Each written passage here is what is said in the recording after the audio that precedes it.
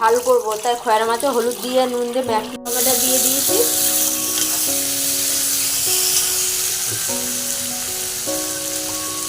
হলুদ দিচ্ছি, আদা দিচ্ছি, জিরে দিয়ে দিচ্ছি, একটু লাল লঙ্কার গুঁড়ো দিয়ে দিচ্ছি, আর একটু লবণ দিয়ে দিচ্ছি।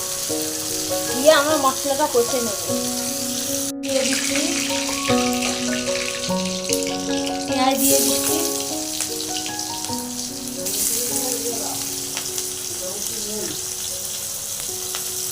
তুলে নিচ্ছি। তারপরে আর বাকি মশলাটা দিচ্ছি, মাছটা ভেজে নিচ্ছি আমরা।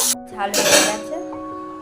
আমি লোকের বাড়ি কাজ করেও এসে রান্না করে তবে ভিডিওটা ছাই। সবাই লাইক মারো, কমেন্ট করো। গেছে নামাচ্ছি, মাছ দিয়ে দিচ্ছি এবার মাছের ঝাল।